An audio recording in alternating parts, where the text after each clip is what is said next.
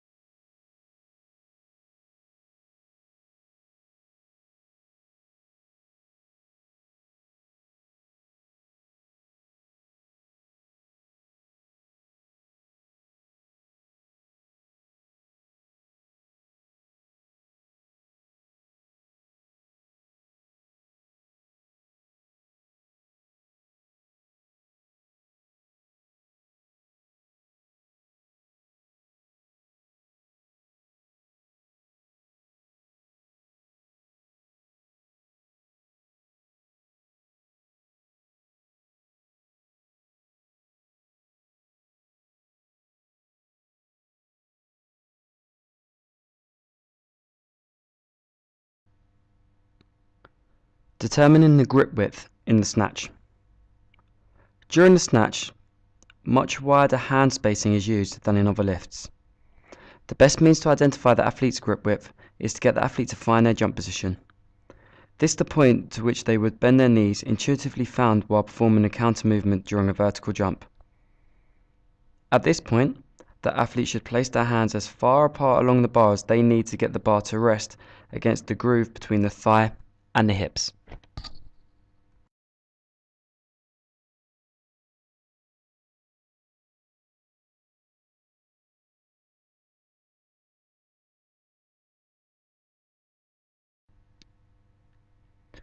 The start position. Feet are flat on the floor, hip width apart, with weight over the middle of the feet. The bar is close to the shins above the first lace hole of the shoes. Knees are in front of the bar, hips higher than the knees. The back is flat, the head is up. This means that forces can be efficiently transmitted from the knee and hip extensors. Shoulder blades are pulled back and the chest pushed up. Shoulders are in front of the bar. The hands are placed in a snatch grip with the fingers grasping the bar in an overgrasp or hook grip. Arms are straight but relaxed, elbows pointing along the bar.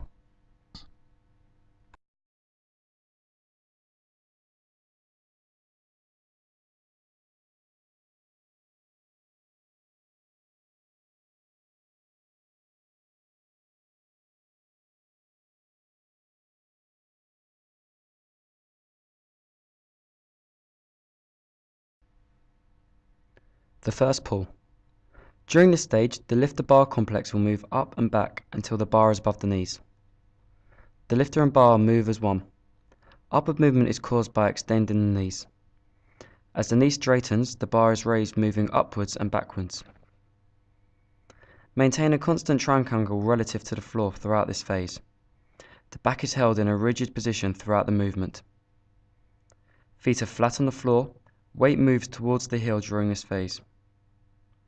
The shoulders remain in front of the bar, arms are straight, elbows pointing along the bar, the head is up.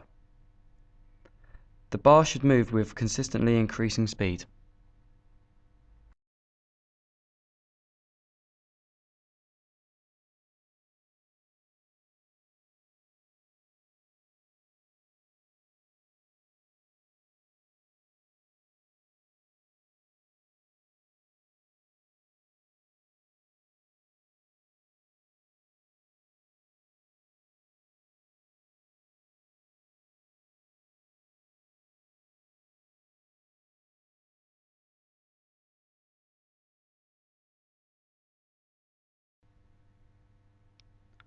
The transition phase.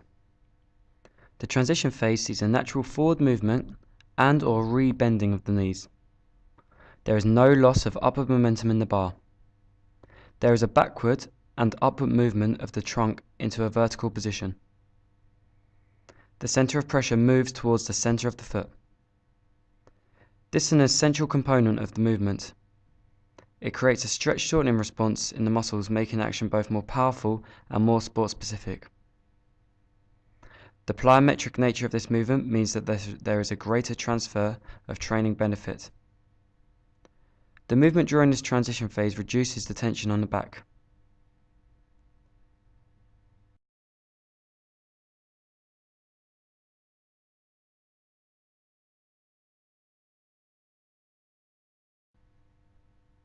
The jump position.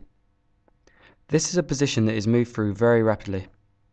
Feet remain flat, the center of pressure is at midfoot. The bar makes a brushing contact with the upper thigh. This is not a bang or a drag up the thigh. It allows the bar to be very rapidly accelerated from this position. Hips are behind the bar over the ankles. Knees are in front of the bar, bent. The trunk is nearly vertical. Shoulders have moved directly over the bar. The arms are straight, elbows pointing along the bar.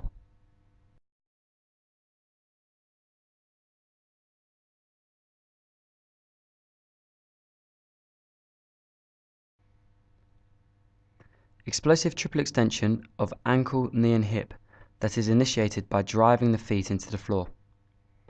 At the top of the triple extension, shoulders move up into a violent shrug. Bar moves straight up the front of the body. Arms remain straight, elbows out and wrist flexed. The head remains up.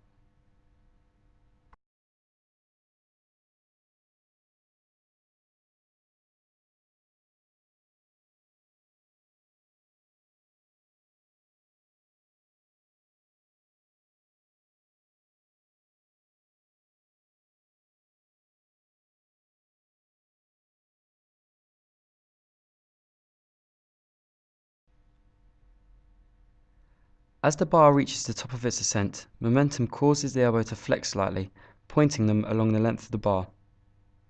The bar continues moving vertically. Simultaneously, the athlete jumps down, pulling themselves under the bar to land on flat feet, usually jumping slightly out to a squat stance as the athlete descends under the bar. Weight is transferred towards the heels. Keeping the elbows up and along the length of the bar will allow the lifter to pull their body under the bar.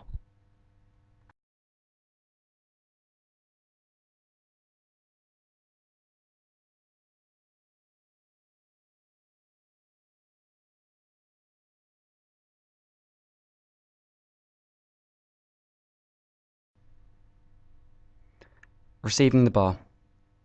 As they come underneath the bar, the athlete will land on flat feet, weight towards the heels. The bar is caught at the bottom position of the overhead squat with the arms fully extended. The arms should remain straight and locked, elbows pointing along the length of the bar.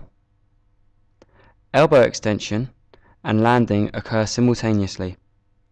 Once in place, the hands should pull apart from each other without moving on the bar. This helps to create shoulder stability. The bar is positioned above and slightly behind the crown of the head. This is the bottom position of the overhead squat.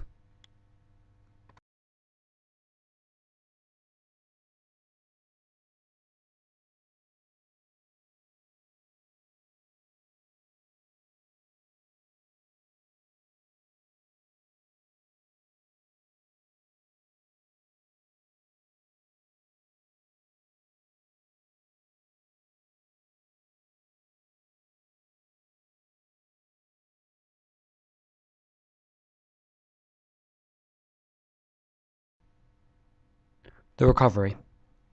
Powerfully drive upwards into a standing position. Lead with the chest, the trunk remains upright throughout. Keep the elbows locked during the upward movement. The center of pressure moves back towards the midfoot. The lift is complete with the bar held overhead and the feet flat on the floor.